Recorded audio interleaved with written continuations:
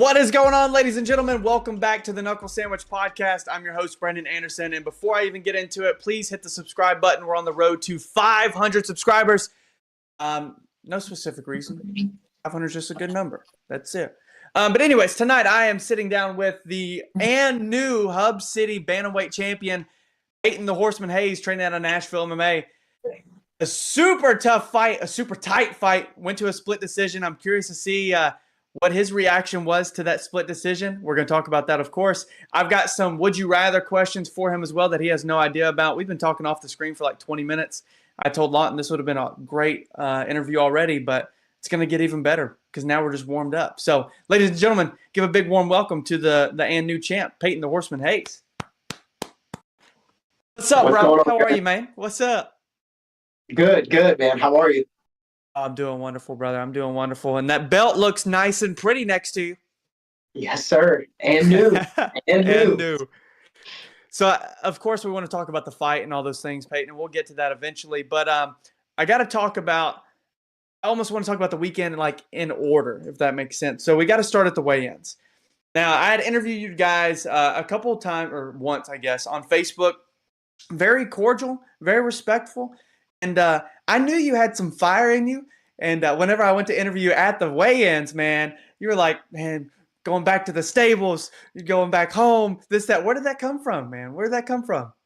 Man, dude, somebody's got to sell this show. And he wasn't selling it. And, man, you know, everyone's hungry. Everyone's thirsty. You know, for me, when we're at the weigh-ins, I'm locked in. I'm ready. We could fight that night.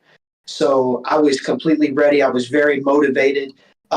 Once I saw him physically, that was the first time I ever seen him in the flesh. So, you know, you got a little extra pump going. You got a little, got a little extra in you, and you're seeing all the other guys weigh in, and you're like, man, I'm ready to get up there, weigh in, feel him out, look him in his eyes. But yeah, man. I mean, I'm no fighter, but like, there's videos of me sitting there bouncing up and down before I would like interview people at the weigh-ins. Because you're right. I mean, I get pumped up. I get ready to go. I'm not a fighter.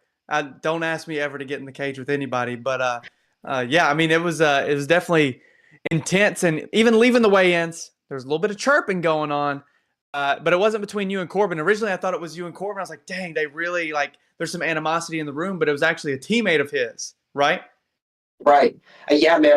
When I got in there, you're down 15 pounds, you're hungry, you're thirsty. So remembering that this was his hometown was not on the top of my to-do list. So, when I got in there and everyone's sizing me up, I'm like, damn, what's going on in here? And then, someone said something, and there's just something in me that I just can't let it go. But I mean, I had said on the stream, dude, you're a fireball. And we met back in December at an Aries fight, and it was the same thing, dude. Like, you were super confident, you're fiery, you're angsty, you're ready to go at every moment. And so, I mean, it was nothing that blindsided me. I thought it was you and Corbin at first. I was like, dang, there's some real stuff churning right here. But it added, like you said, it sold the show. It added to it. Yeah, man. I think that, and it's no disrespect, I thought that what I said in the weigh-in interview, I didn't think it was disrespectful, but it's like, I'm just trying to, everyone's trying to be friends. And not that I didn't want to be disrespectful, but we're fighting tomorrow. Let's get this place roaring. Let's get this place talking. Let's get this place on their feet. Let's sell this show. This is your hometown. Let's make it big. And, he got on the mic and, he did his thing too. And I didn't think that he said anything disrespectful or anything like that. He was hometown guy and, putting asses in seats. That's what we want. Yeah. I mean, you sold out show in Jackson, Tennessee this past Saturday. And new, of course, I got to talk about this walkout song though, too, because literally like ever since we decided we were going to do this interview today, I have literally been listening to, and we may get flagged for this, but I'm doing it anyways.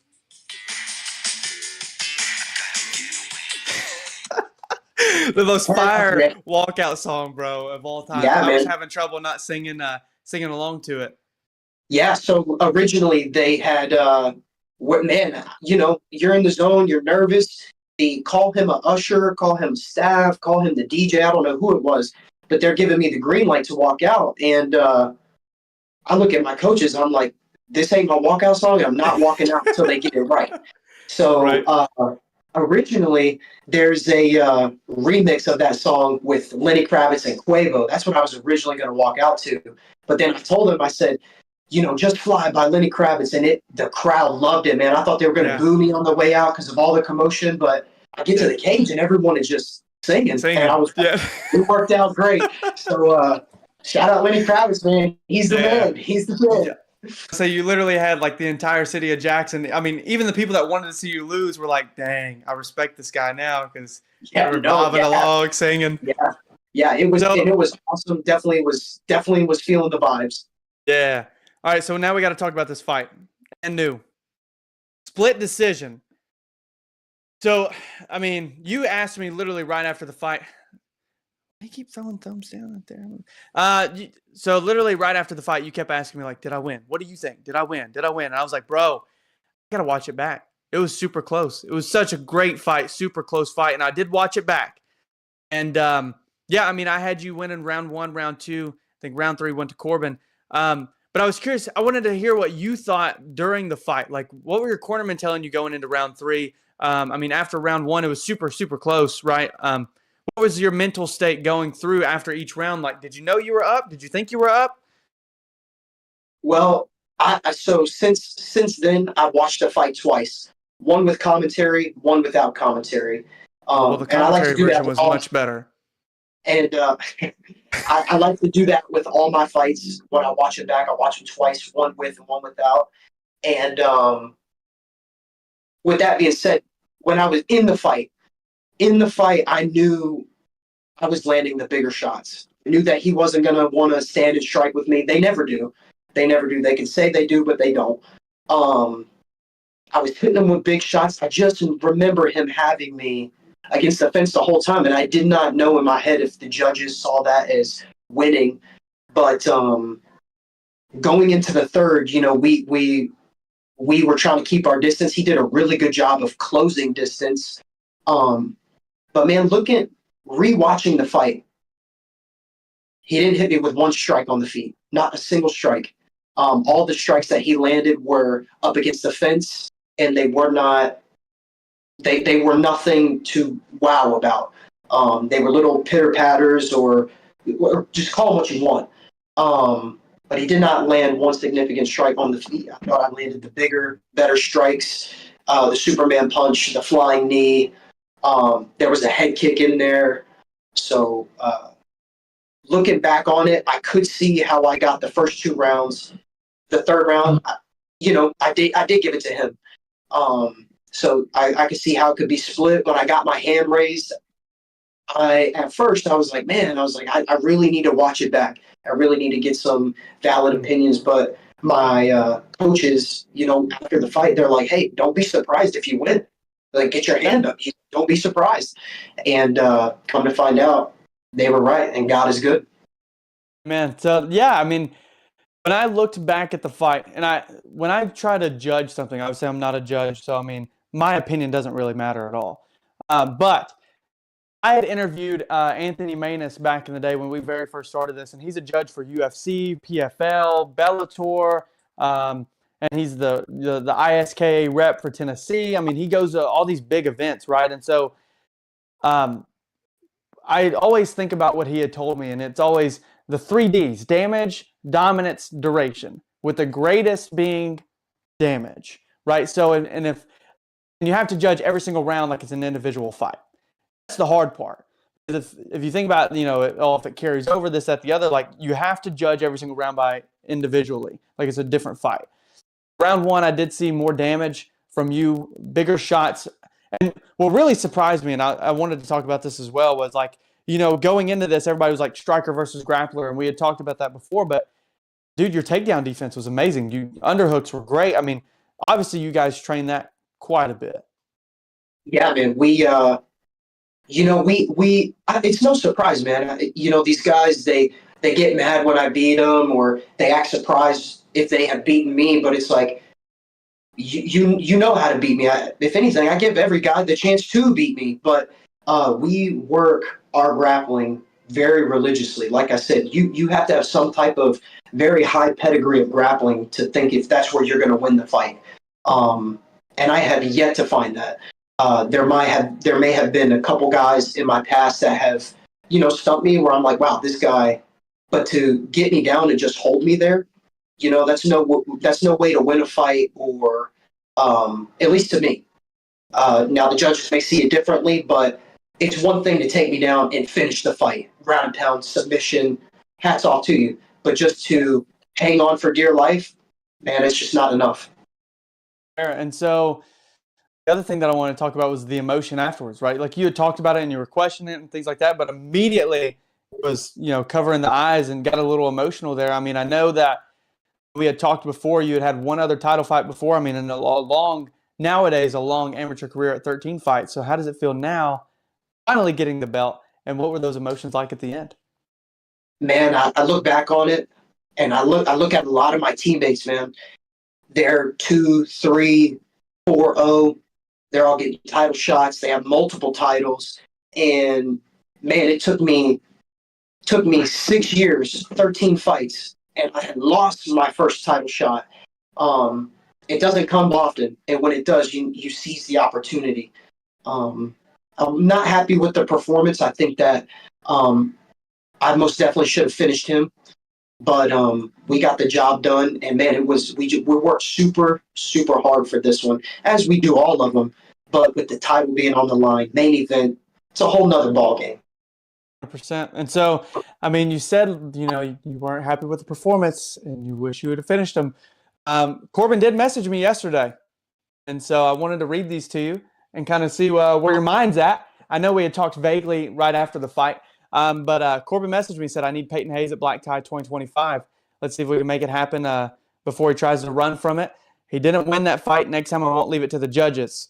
And I told him that your ambitions to go pro at 125 were kind of at the head right now rather than a rematch. And he said, I could have done more on the feet for sure, but he didn't win. I've watched the fight 5 times. I'm not sure if he even won a single round. Maybe round 1 with the head kick, but I ate that like it was nothing as always. I'll get it back for sure. Run it by him, see if he bites. So I got to ask, Black Tie is January 11th, 2025. I mean, does that entice you at all? I mean, are you still looking just pro 125 in the forefront? I mean, first off, I don't know if I'd be proud of taking a significant strike. So, the only reason, our intentions was actually to fight my last amateur fight at 125 pounds. You messaged me about this fight literally a couple days after I had just fought. And I said, yes, he's the number one guy. I'm willing to throw caution to the wind. I'm willing to jump and take the risk. And I took the risk and landed up coming out on top. No. My full intention was win, lose, or draw. If it was him or if it was a guy at 125 pounds, the next fight was going to be pro. So he can watch the fight as many times as he wants. Ask him to count the significant strikes. And then we'll see. I also, which I could not just let this get away from me, but I did, after the fight, think him and his coaches were the most disrespectful team that I have ever gone against, and I've fought 13 times as an amateur. Thought they were very sour when they lost. Thought he did a very crappy thing and stole my moment getting back on the mic. If you can win like the man, you can lose like the man. Just how I've done. So every time I've lost, if I didn't like the guy, shook his hand, shook his coach's hand, you won. You beat me. Until next time. So, Corbin, better luck next time, buddy. Well, maybe we can see that in the pros. Hey, maybe one day. Not opposed to maybe one day. Maybe one day. Fair enough. So I got to talk to you about this going pro moment, right? I mean, 125. We did see like the height and reach advantage of Corbin over you at 135. So I mean, what's making you think 125 will be the better division for you going pro? At 35, they're just and to give credit to Corbin, very strong kid, very lanky, he's got a great build for the weight class. Huh? Tall, lanky, long arms, long legs, and he is strong. He is very strong. So you give credit where credit's due. But So are all the other 135ers. They're big, man. I fought at 35 for a while now, and they're just cutting weight a little bit differently than I am. A little bit bigger, a little bit stronger, and the next day they look like new guys. I mean, I didn't think Corbin packed on a lot of weight, but he definitely filled out, is what I thought. And same thing sure. with my last fight against Noah Basinger. He filled that, like the weigh-in day. Yeah, the next day I was like, man, this is a new guy. So we think that 125 is our best way to get to that next level of fighting. What is a weight cut? I mean, what do you walk around at normally? Like, how much are you cutting to get to 35? Not 48. You know, when I finally stopped the drinking, stopped the eating like crazy, and I finally dialed that diet down, and can get all the way down to 145. So I'm not a very big 135er. I've met way bigger 135ers. Some of my closest buddies fight at 35, and they cut from 160, 158, 155. So it's like, man, it's a huge jump. And at the highest level, that's what those professionals are doing already. So I think it's time. 100%. And so I do need to talk to you about this Nashville MMA group. I mean, we're really familiar with Nashville MMA. We've been up there multiple times, interviewed a lot of guys from there at this point. I know you had switched gyms at one point in your career. I mean, what has made Nashville MMA? I mean, you seem like you have this like load of confidence now, more so than you did before. So what has really instilled in you there, especially having the guys like Iron Mike, Dustin Ortiz, Ronnie Lawrence, and those guys in your corner? Man, those just even those three guys that you mentioned, that is some of the best men I've ever met. I aspire to be just like them. They're great guys. This is the first time I've ever really felt like I love everyone on this team. Love every guy, from the biggest guy to the smallest guy. It is very much, it feels like family. I've been doing this for a while. And every time I walk in there, whether I was the man or whether I'm just a man, they make me feel like I'm somebody, as those guys do with everybody. And it's just it's a family. It's a family. We're all family there. We're all brothers, you know. We see each other more than we see our own families sometimes. So, you know, and brothers fight. But at the end of the day, we're all family. And I know that every single guy in there has got my back just like I got their back. 100%. And so, I mean, leading off of that, you just said, you know, we're brothers, we fight. I've got some would you rather questions about these Nashville MMA guys that I'm curious to see where your brain is. Yeah, you didn't know I was going to bring this out. All right. So the very first one, would you rather take an overhand right from Andrew Stewart or Logan Woods? Oh, man. Dude. Coming out swinging. That's awful either way. Oh, my God. You know, when you show up to the gym after you say this, you're going to have to do it because they're going to be like, all right, let's go. Dude, those guys are titans. Those guys are titans. Massive. Man, I'll be crazy. I'll take it from both of them. I'll just have one here. There you go. All right. Would you rather get choked out by Zach Hicks, lethal rear naked chokes on that guy, or have get kicked in the liver by Rashad Lockhart? Okay, I've been kicked by Rashad many, many times. I love Zach. I'm taking the choke from Zach. Rashad, yeah, I've had those one too many times, and they don't tickle. Fair enough. All right, these two guys I feel like have some really good combinations. So would you rather take a 3-piece and a soda, either Dedrick Sanders or Bryce Warner? Oh, two lefties, huh? Hit me with two southpaws. Man, both of those guys, really, really good striking. Love both of those guys. I want to say, because Dedrick is bigger, I would rather take it from Bryce. He don't hit hard, or he doesn't hit light either. No, he does not. No, he doesn't. When I came up with that one, both fights that popped in my head was obviously Dedrick's PFL fight that he just had in Nashville. Nasty. That's the first thing, when you said that, I was like, oh my God, no. And then I thought about Bryce and Ben Rainwater back in December at Aries. And I was like, oh, the combinations he put on Ben too. I was like, man, I don't know. I mean, what a way to win that flyweight title. Yeah, seriously. That was really good. I mean, he moved like water too. I mean, masterclass performance from both guys. Yeah. All right, last one from me for this. Would you rather? Would you rather? This is a coach's edition now. Would you rather have a grappling match with Dustin Ortiz or Iron Mike? Ooh, man. No, Ortiz All is I've big, ever but wanted, Mike's massive. all I've ever wanted to do is make Dustin Ortiz proud. So if I could submit him, you've made it. So I I'll hope he's take my watching chances. right now. I hope he's I'll watching take my right now. chances. UFC 307s this weekend, Peyton. You got any predictions for UFC 307? Man, let me tell you something. I'm a Poeton fan. I'm a huge Poeton fan, but I'll never forget the first time I ever saw Khalil Roundtree in that Ultimate Fighter soccer kick that guy. And I've got a soccer kick knockout. So I got to go with my heart on this one. Khalil Roundtree. And new. And new. Couple and news. A couple and news. Man, it's been a pleasure having you on this tonight. I almost said this morning. Tonight, Peyton, I appreciate you so much, man. Congratulations on the championship. Got any shout-outs you'd like to give? The floor is yours, my man. Man, shout out to all my sponsors, Erica Laffey with Caldwell Banker, Fortis Fortuna. My guy is pulling security for schools and hospitals. So if you know some ex-military, hit them up. Pure Sweat and Float Therapy. They've been getting me in the cold plunge and in the sauna. Huge, huge thanks to them. Shout out Nashville MMA and shout out Clarksville Closet. Thank you guys. I love you guys so much. Stay tuned for that pro flyweight debut. That was a great exit, but I got to ask you about the cold plunge. You're a cold plunger?